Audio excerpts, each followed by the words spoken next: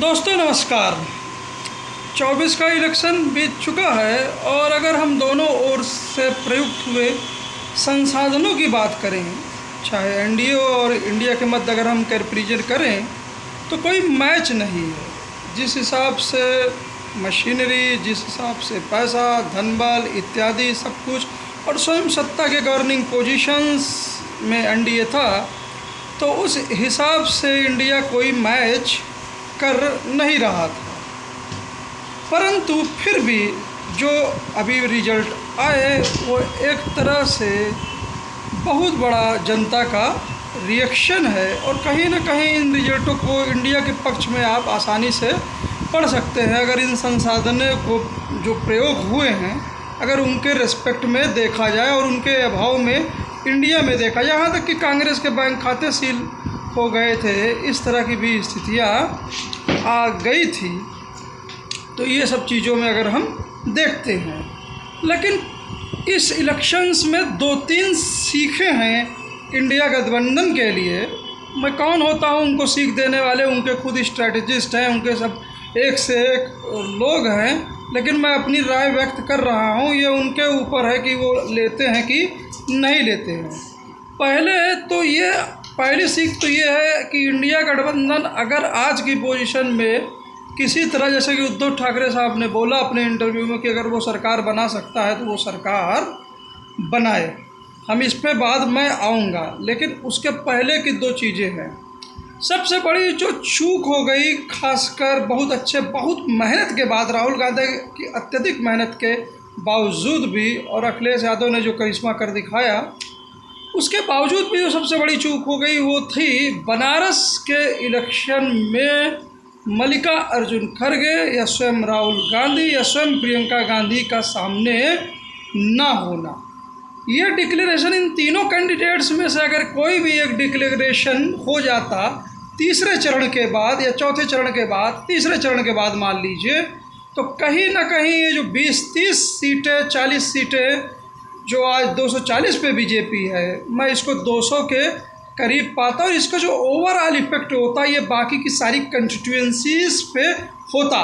कहीं ना कहीं जनता की जो पल्स है उसको रीड करने में जो इंडिया गठबंधन के स्ट्रेटजिस्ट थे वो उसको नहीं रीड कर पाए। वो तो शायद पहले दूसरे चरण में भी नहीं रीड कर पाए थे, लेकिन फिर जब उनको रिपोर्ट्स मिली तो तीसरे चरण से जॉइंट रैलियाँ राहुल गांधी और अखिलेश यादव जी की जो उत्तर प्रदेश में होने लगी, तो फिर उन्होंने बहुत कुछ फिर चीज़ें, परिस्थितियाँ बदली। तो यहाँ पर ये चूक हुई है और जो दलित वोटों का शिफ्ट, चाहे राहुल गांधी के प्रति उसके प्रेम के रुझाव से हो सकता था, या स्वयं खड़गे जी अगर बनारस से लड़ते तो जो और हो सकता था अति बैकवर्ड, पिछड़े इत्यादि का, और जो बिहार में इसका इफेक्ट हो सकता था वो थोड़ा सा रह गया। आप देखिए कि बहुत सी सीटें जो हैं 50,000 के मार्जिन में इंडिया गठबंधन खोया और वो सीटें में बहुत अच्छा इफेक्ट, एक मजबूत कैंडिडेट अगर बनारस से होता तो वो इफेक्ट आ सकता था। लेकिन 2014 और 19 की परिस्थितियां कहीं ना कहीं दिमाग में स्ट्रेटजीज की थी कि इलेक्शन कहीं राहुल गांधी बनाम नरेंद्र मोदी जी ना हो जाए या मोदी जी को बहुत हाइप ना मिल जाए। अरे ज़मीन पे जब जनता में रिएक्शंस है, जनता अपने मुद्दे स्वयं लेके चल रही है, तो वहाँ पे आप जो भी बोलते हैं, जो भी करते हैं, उसका प्रोपोगेशन स्वयं जनता ही करती है। ये चीज़ मिस कर गई इंडिया गठबंधन के लोग। मुझे बहुत दुख है। मुझे दूसरे सबसे ज़्यादा बहुत क्या बोलते हैं हमदर्दी है, वो है योगेंद्र यादव जी से। मैं अक्सर न्यूज़ में सुन रहा हूँ कि योगेंद्र यादव जी के प्रेडिक्शंस बिल्कुल सही हो गए, बीजेपी 240 तक हो गई। मैं उनके लिए सबसे बड़ी उनको बधाई देता हूँ।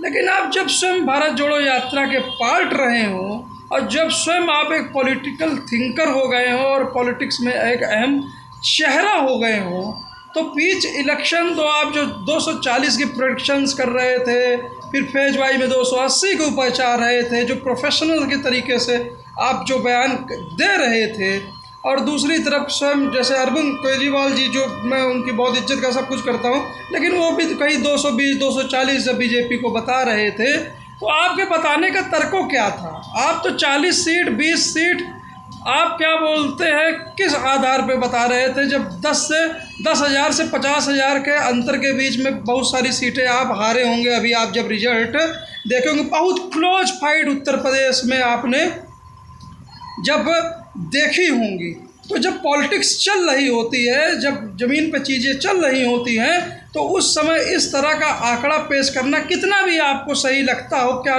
जब आप पूरी तरह से भाप नहीं सकते हैं, एक अंदाज़ा ही तो बता सकते हैं, तो वहाँ पर आप पॉलिटिकल पार्टी के पार्ट होते समय आप जो चीज़ें बताते हैं वो चीज़ें उस समय नहीं सही थी, बल्कि आज सही हो गई। तो ये मुझे शिकायत रहेगी और ये हमेशा शिकायत रहेगी। रही एग्ज़िट पोल की बात, तो जो भी बढ़िया एग्ज़िट पोल करने के लिए पैसा लगता है, और पैसा कौन देगा? पैसा जो संसाधन दे रहे हैं, और वही संसाधन किसी एक विशेष पॉलिटिकल पार्टी को इलेक्टोरल बॉन्ड्स के ज़रिए भी दे रहे थे। तो उन एग्ज़िट पोलों का फ़ायदा मिलना भी था, वो चाहे शेयर मार्केट में हो, चाहे मैनिपुलेशन में हो सकता था, चाहे इफेक्ट में हो सकता था।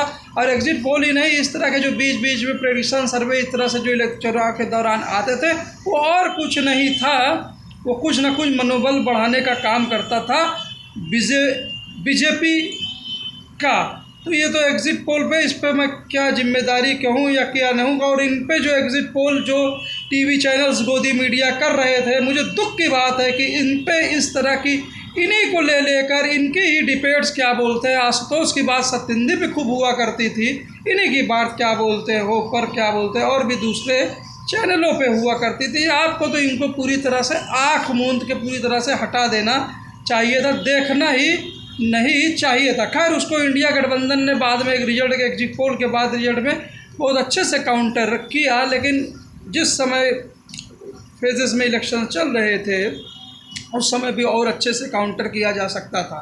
अब आता हूँ मैं उद्धव जी की बात पर। उद्धव जी की बात पर भी मैं ये आता हूँ कि अगर आप सरकार नहीं बनाते हैं तो जो आप मैनिफेस्टो जनता के बीच में ले गए थे तो उसको आप कैसे लागू करेंगे?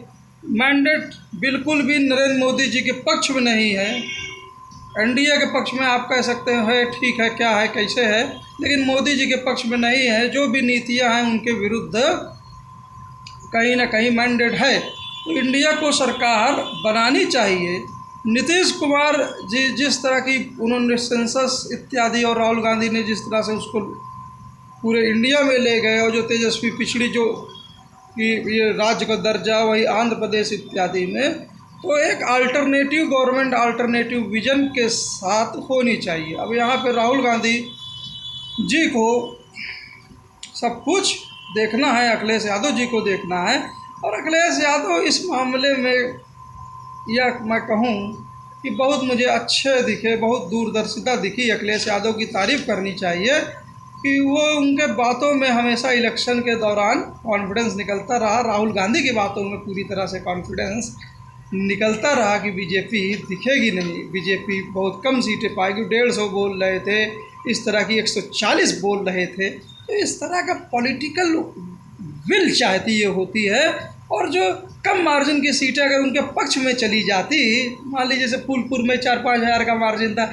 ये उधर चली जाती, ऐसे और भी सीटों में ऐसा हो जाता, तो चीज़ें कितना करीब होती। तो ये सब लेसन्स हैं, इनको लर्न करने की ज़रूरत है।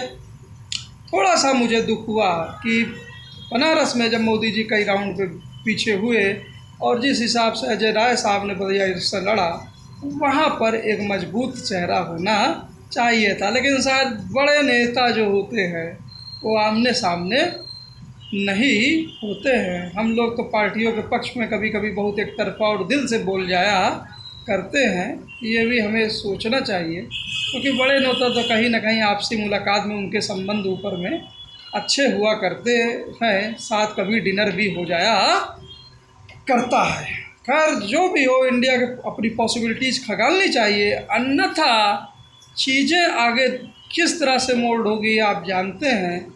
बीजेपी सरकार अगर बनाती है और जिस हिसाब से बनाती है, और उसके बाद वो कैसे फिर दूसरे दलों में तोड़ फोड़ इत्यादि वो सब जो भी है इत्यादि, जो 5 साल पूरे हम ऑपरेशन लोटस को देखते रहे, उस हिसाब से चीज़ें चलती हैं। तो 5 साल बाद क्या पोजीशन होगी, क्या नहीं होगा, तो इसलिए देखना चाहिए। मैंडेट इंडिया के पक्ष में मैं देख रहा हूँ, सरकार बनाने की पुरजोर कोशिश करनी चाहिए। और इसकी जिम्मेदारी अब किसी पे बची नहीं, इसकी जिम्मेदारी अब स्वयं नीतीश कुमार और तेलुगु देशम पार्टी TDP पर बची है, जो वास्तव में बहुत सारे दलों और बहुत सारे चीज़ों को, उनकी भी बातें सत्ता में अगर सुनी जाए।